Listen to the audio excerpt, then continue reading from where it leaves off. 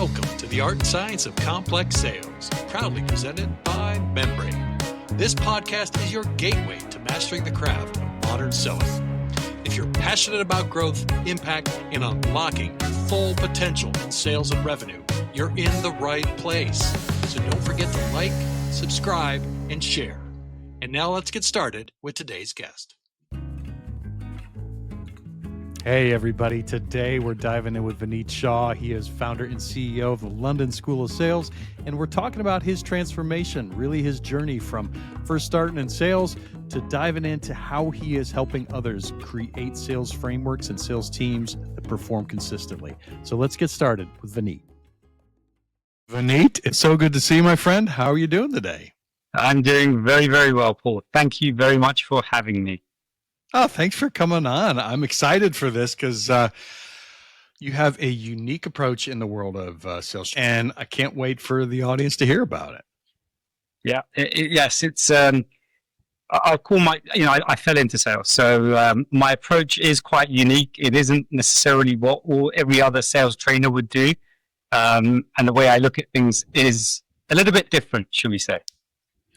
Well, that's the good thing. It's good to be a little different. So let's start with how you got started in sales, and then we're going to journey on through how you developed that little bit different view. So what got Vinit Shah, what got you started in sales? So look, I was the kid that always used to ask that question, why? Everything. I needed to understand it. I constantly was just curious. Went to university, didn't know what I wanted to do. And I did a course called Manufacturing Systems. Loved manufacturing, loved building things, loved trying to figure out how things were put together. Finished university, and actually the economy was in recession. So I literally took whatever job I could. And I ended up at a manufacturing company that made VHS cassettes back in the day and then DVDs. I started working in operations. And very quickly, I was just curious. I just kept asking that question, why? And they put me in front of customers. And I just had a knack of understanding what the client problem was and relating that back internally and solving those issues. So I fell into sales. I'm an accidental salesperson who was just very curious, but understood the technical elements and was able to connect the dots with my clients. And those clients initially were internal clients. So I was just good at communication, and that led me on to becoming a salesperson and actually being in front of the client. Back in the day, I wasn't even called a salesperson. We were called client relationship executives and client relationship managers and things like that. Sales wasn't even a term that was used in the industry that I worked in. So who was your ideal customer back then? So with the VHS, are you going at the big movie studio type things? Or are you going very similar or very small, like niche training companies? Yes. So I initially, it was the Hollywood studios. So I managed Paramount Pictures. I managed the commercial and operational relationship as part of a team on behalf of Paramount Pictures. So I worked for Technicolor. And Technicolor was this enormous beast. It was the biggest manufacturer of VHS cassettes, and then went on to DVDs. And there's quite a lot. It's manufacturing, but there's quite a lot of technical element there. You're working with machines, you're working with artwork, you're working with in the DVD world anyway. You've got a mother and a father when you're actually doing the replication process, because it's not really replication; it's actually you press a DVD together. So it's quite technical. I had no idea. I had no idea about that. You learn something new every day.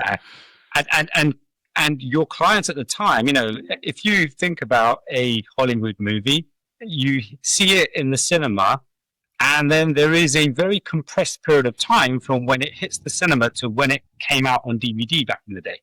And it was our responsibility to ensure that process was seamless. And there was a lot of work that had to be done. We had to actually get the master file. We had to ensure that every facility globally had access to those files so that they could replicate in the different languages and so on and so forth. The artwork, the on DVD artwork, all of those little technical elements all had to come together, the bill of materials and so on and so forth. So we were responsible for that. And whenever there was a problem, of course, clients want solutions. They wanted to know what we were going to do to ensure that we hit their release date. So that's what I became very good at. And just helping clients kind of overcome some of those challenges, managing their supply and demand, and their order book. That's such a fascinating start. That is really cool. So how did you go from that to diving into? I mean, did you stay in that industry for a while, or did you move on to other industries and new roles? So I did 8 years at Technicolor, and you know, my big kind of thing there was that I managed to help the business secure a big 5-year, very lucrative, contract with Paramount. They renewed. Fantastic. And I thought, great, it's my opportunity to go and experience something else. So I started looking after all of the Xbox companies, the games manufacturers. And that was really my initiation into a proper sales role where I had to go out and go and hunt for business, go and actually secure work as opposed to work that was already there. And I spent 8 years at Technicolor, and it was fantastic. Had a whale of a time. Amazing. And then I actually took a little bit of a break, and I came back and went into market research. So, and this market research was really where I started to actually understand what sales was. I started to actually understand different concepts like consultative selling and things like that. And very quickly within market research in the organization I worked for, it was Mintel. It was a leading consumer market research agency. I started as an account director, moved on to a management role, and then went on to lead the team. So I spent 6 years there as the commercial director. And I was effectively responsible for running the team, for strategy, for making sure that we hit the numbers. And that was an amazing learning curve. But what was interesting was that my passion for myself was always to kind of run my own business.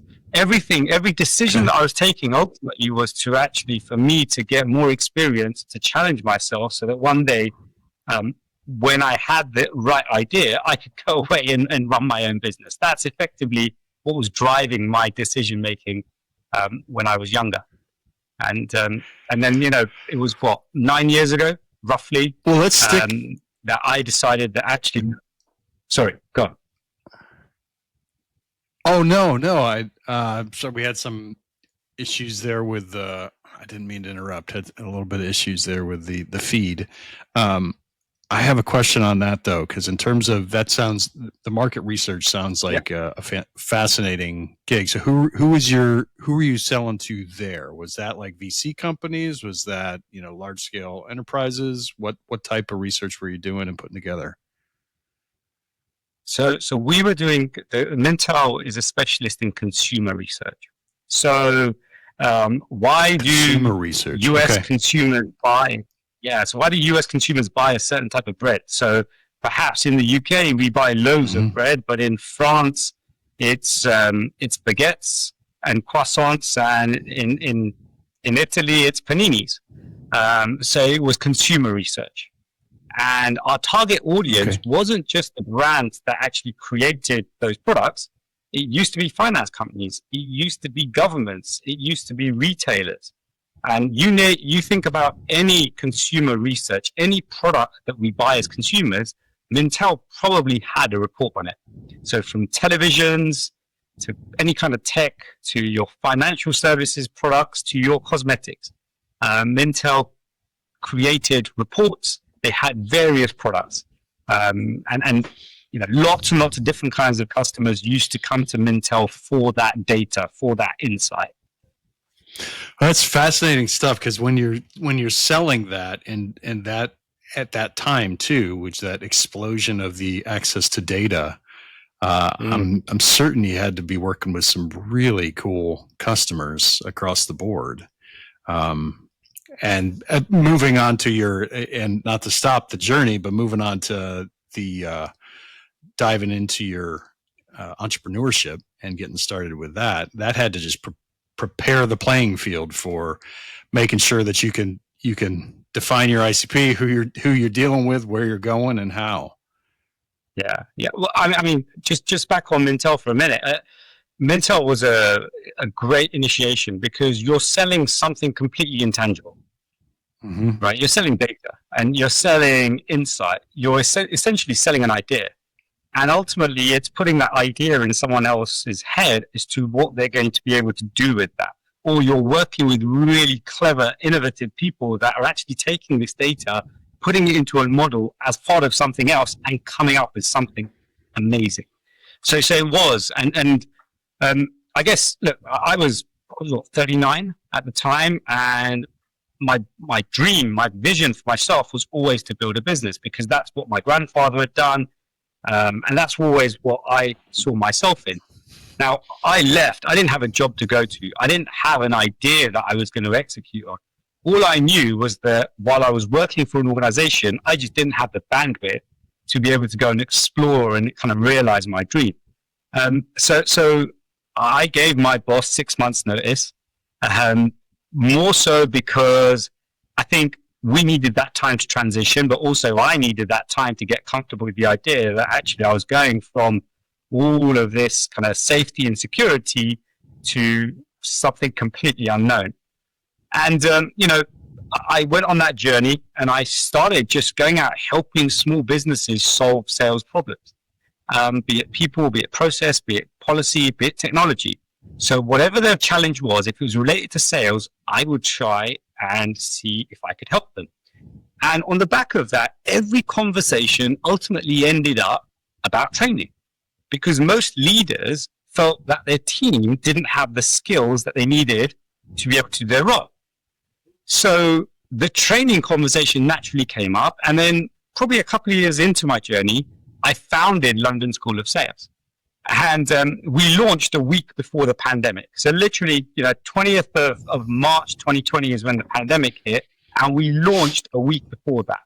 And it would have been very easy for me to have just quit then. It would have been easy to just say, look, I don't know what's going on, but let's quit. But instead, we carried on.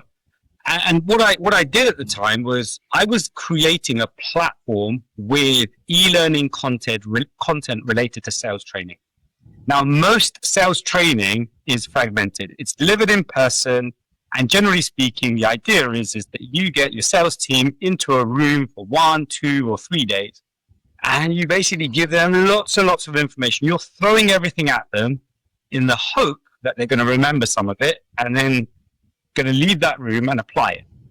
And I just thought, you know what? I bought sales training. I've experienced that environment and I just don't think it works. And then I went on to do some research around the mind and how your brain functions and things like that. And what I realized is that actually the best sales training that can be delivered, any training that can be delivered, is at point of need. So I started to continue this investment into London School of Sales, and we built a series of 52 e-learning courses. And the goal was to be able to have a course for most sales challenges. So if it's account management, if it's business development, if it's sales management, if it's sales leadership, and then going into specific elements like, is it trust? Is it about communication? Is it about building relationships? Is it about forecasting?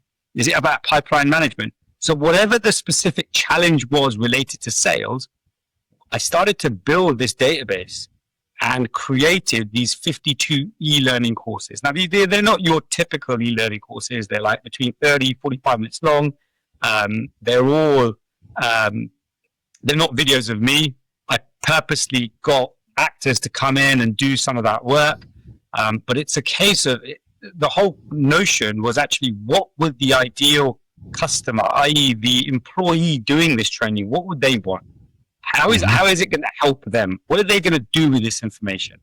That's how I built it, because I was learning at the time of building it. And what was amazing at the end of this journey was that I realized that for myself, that actually training is the wrong thing for leaders to focus on. Most leaders focus on training, but training is absolutely the wrong thing to focus on. And I don't mean that in the wrong way. It's the right thing at the right time, but it's the wrong thing for most leaders to focus on. And essentially, that's where I started to think about things and I started to question my approach. I started to question a lot of leaders as well. So what I used to do is whenever a leader came to me and said, we're looking for sales training, great.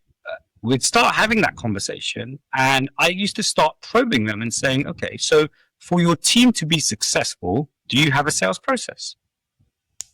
What other elements do you have in place that's going to enable your team to be successful? Mm-hmm. And I started going down this list of elements, and we started having a discussion, and very quickly the leaders started to feel a little bit uncomfortable. So this training conversation basically opened up a whole load of holes in their process, in the way that they were leading their team. And essentially, my question was, look, are you setting your team up for success? Or are you actually setting them up to fail? Because the training is outcome related. It's going to give you some impact. But if you don't have the systems, the processes, the tools, the technologies in place, then how is your team going to be successful? And that's where, after going through that process, I started to realize that actually there's something bigger here. And I started to actually focus on the process side. And I started to focus on understanding what all of those challenges were. Now, my background from manufacturing and what I'd studied, I love this. You know, I love the detail, but I also enjoy working at a much higher level to be able to show someone the bigger picture. And my own journey, what it ultimately led me to do is, what I've done is I've created this kind of holistic 360-degree overview of what good sales looks like. And good sales isn't just about training. It's actually, from the onset, it's about building strategy. It's about defining what your strategy is, and then making sure that your processes, your systems, your tools, your technology, everything actually is aligned so that the team members can be successful. To say it another way, it's about guardrails. You have to create guardrails, the center line that you want your team to work to. So that's a long-winded kind of insight into how I arrived at where I have. It's a great journey. It's a great journey, and we've talked about this before. I mean, truth be told, we've had the opportunity to chat before this, and I think that's one of the reasons we get on so well is the framework and being able to lay a strategy down and then a framework and guardrails around it. I mean, that, in my experience, that gives you the opportunity to execute everything more effectively, like because you have a context for which to do it in.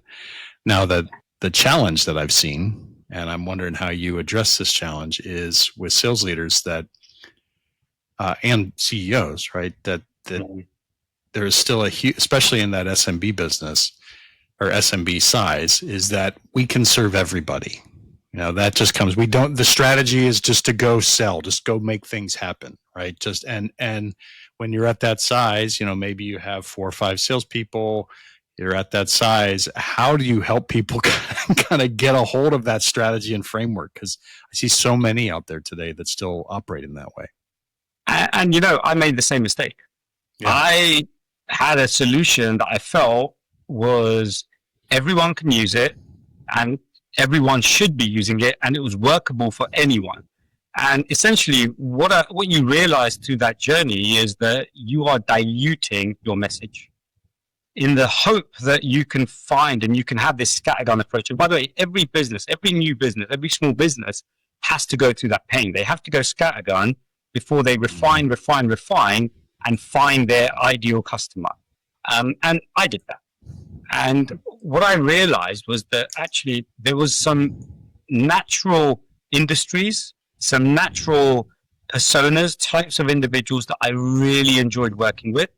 And there was others, whilst I could do the job really well, I naturally didn't actually enjoy working with them. Let me give you 2 examples. Every powerful case study, success story that we collected was all on the back of engineers and technical experts. So we've got IT experts, we've got mechanical engineers, chemical engineers, all of those types of groups. That's where we did our best work. And on the flip side, the work that sometimes pays really well, but I didn't enjoy, was working with financial services or professional service firms. Mm-hmm. Now, it's not to say that what they're doing is wrong or anything like that. I just didn't enjoy that process. And here's what I realized for myself. When I started working with all of the technical engineers and the experts, they were more interested in the how. They were more interested in actually, how can I make my product work better? And they were less interested in the selling. And because I'd been through a similar journey, I understood them and they understood me. And I was able to articulate the message, the value, the solution in a slightly different way for them. With financial service or professional services generally, it's a completely different ballgame because they see the world in a completely different way. So on one hand, you've got someone that's avoiding sales. And on the other hand, you've got someone that's probably at the edge of exaggerating sales. Right. Mm-hmm. And I know that actually this group here, it just resonates with me. Because they are the builders. They're the ones that are actually creating something new. And then what they're doing is their mindset is that, great, we've built it. Now people will come. Or we'll use technical marketing to get our message out there. And they are the individuals that I feel that actually I can really help because I know I've made all those mistakes and just build it and they'll come isn't a strategy. Marketing is completely different to sales. And there's a lot more that has to go on that they have to focus on in order to be successful, in order to get their special product, service, solution that they've created out to market. I find that when I'm working with engineers and those type of founders, that if we can outline exactly what you're talking as well, like, okay, framework, inputs, outputs, results, and here is the closed system that we're operating in, right? And so we need to operate on and define that system really well, that I can then start to show on the back end, what can be expected, and take some of that mystification away from it. Because I find sometimes at that level in the SMB, especially in the technical sales, and people are simply mystified. They're what on earth is this sales thing? You mean I talk to people, I understand, and they don't know how to break down the different pieces parts in a way that they would do if they were building a product or something like that. So how do you translate that? Because I'm fascinated about how you make that leap. Yeah. So what I've done over time is that I've actually created a framework to help make that transition easier for technical leaders and their teams. So that framework, I call it smart selling.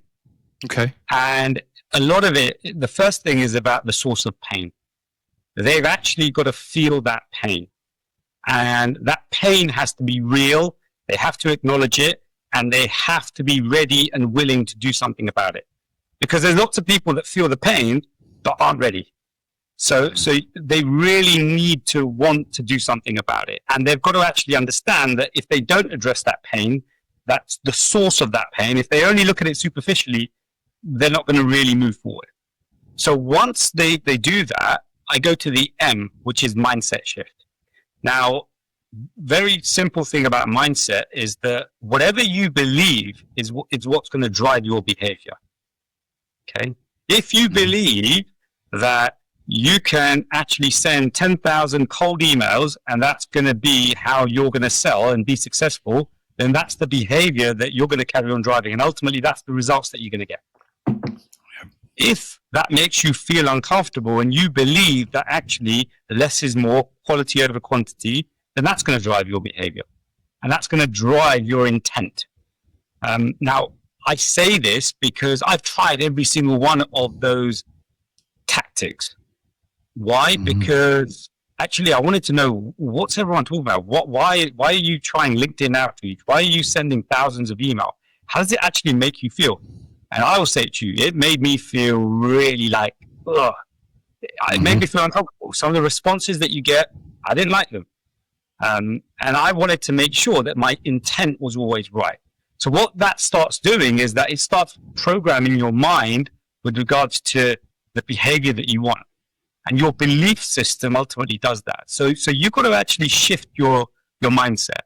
And you've got to actually, from avoiding sales, you've got to start actually approaching sales from a place of, right, how do I get this in the hands of the people that are going to need it the most, it's going to add the most value? So once you start doing that, instantaneously your behavior starts to change. You don't look at sales in a negative way. You look at sales in a very selective way. You don't have to get involved in every aspect of the sale. There's a certain point when you get involved. And all of the activity before that, yes, it's part of the process, but it's not part of the process where you have to get involved. So there's a big mindset shift. Don't see sales as this one big loop. You're actually breaking it down. Now, what that leads to is the A. You architect. You're architect for design. You start building the systems and processes around what good looks like and around how you want to sell. Now, one thing that amazes me in sales is that there are so many methodologies, there are so many qualification frameworks, and everyone is trying to buy or get something off the shelf and say, right, I'm going to apply gap selling, strategic selling, solution selling, value-based selling. And what you realize is that actually the best sales systems are the one that's built around your business, around your values, around the way that you sell, and around what's unique in the way that you do things. So as an example, for us, I use a combination of solution selling, value-based selling, consultative selling, gap selling, and probably strategic selling as well. And we have taken little bits of all of them and said, right, actually that works for us because of the way that we do things. So you have to create your systems, you have to create your processes to fit the way that you want to do business, the way that feels right for you. And on that point on process, and this is one of the reasons why Membrane, and I love what Membrane has, it's actually probably the first time that I've seen it apart from me seeing it this way.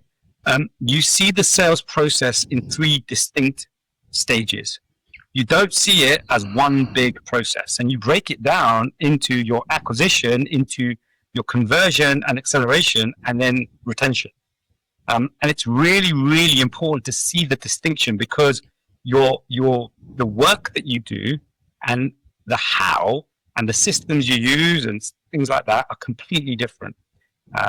So it's really, really important to spend that time in designing your system. Now, the R is for reinforcing the leadership. And this is about, look, from leadership from top down, you got to set the culture. You got to set the vision, right? And you've got to know, you've got to give your managers the tools, the technology.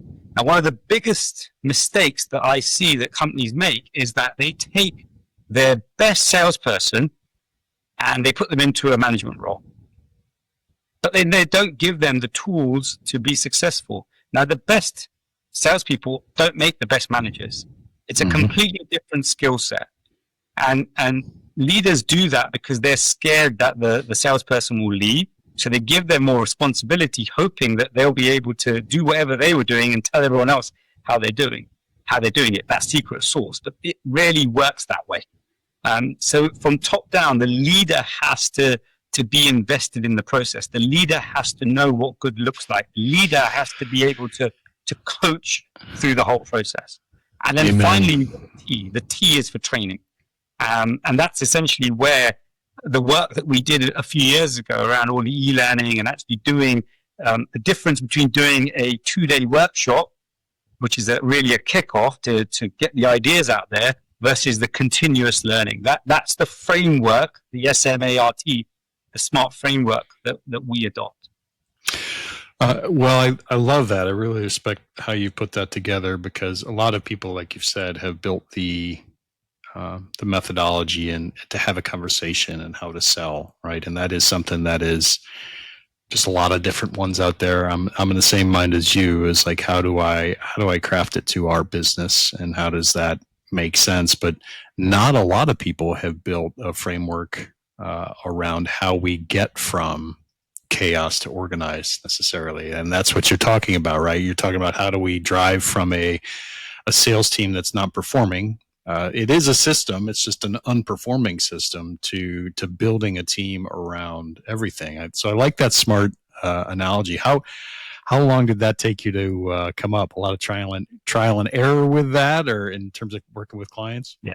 A lot of trial and error. And as I say, this is the culmination of kind of 9 years work. Yeah. A lot of mistakes, and it's the journey, right? I've always been. I wrote a book.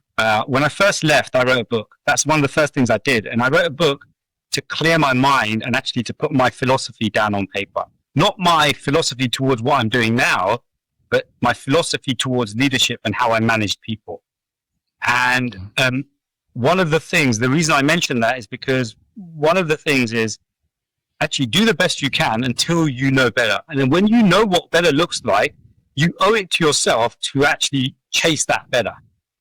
And the 9-year journey has it's been a roller coaster, but it's also, I realized that I've had to go through certain moments because, wow, I realized, damn, I didn't see it that way. But now I see the sales process in the way that I do. Now I see methodologies in the way that I do. I can no longer just say, actually, you should follow one methodology. I owe it to myself and actually to my audience to be able to say, right, you know what, this is the best thing for you to do. This is the way that you've got to look at it. And this is how you combine everything. So and I will say that it's 9 years, and I continuously keep kind of seeing things that help, where I'm iterating on ideas all the time, constantly. Hey, so I got to ask, where do people find you if they want to connect with you on these ideas, or if they have any questions? How do they get in touch? Sure. So look, LinkedIn, great space. I'm always on LinkedIn. I generally use LinkedIn as a forum for me extrapolating on my ideas. So I put lots of ideas out there just to try and get some conversation going. So Vinit Shah on LinkedIn. Our website is lsos.co. So you'll always find me on there. We've got lots of tools and things like that. We're on YouTube as well. So they're typically the three main avenues or areas that we kind of hang out and do a lot of our work with. Well, I'm so glad that we're a part of this work now. I'm really pumped to see, and we've already been in process of making this very real. And your concepts very real inside a membrane, and then working together on some customers, and so that is going to be awesome. I'd recommend to anybody, if you want to have a good conversation around sales philosophy, specifically if you're in the technical arena as well, make sure you're reaching out to Vinit. He knows his stuff, is a smart cookie, and had a chance to work with him before. It's just some awesome stuff. So. Any last things, any last thoughts you want to drive home to the audience as we say goodbye today? Look, I leave you with this, and it's something that I keep front of mind. Don't negotiate with yourself. If you know that there's a better way of doing something, then you owe it to yourself and your team to find that better. And don't keep doing it the way that isn't working. Don't negotiate with yourself. I love it. Everybody, thank you so much for listening today. With that, we're going to sign off. As always, keep shining bright. Have an absolutely amazing day. And Vinit, thank you so much for being on the program. Thank you for having me. All right, everybody. We'll talk to you soon.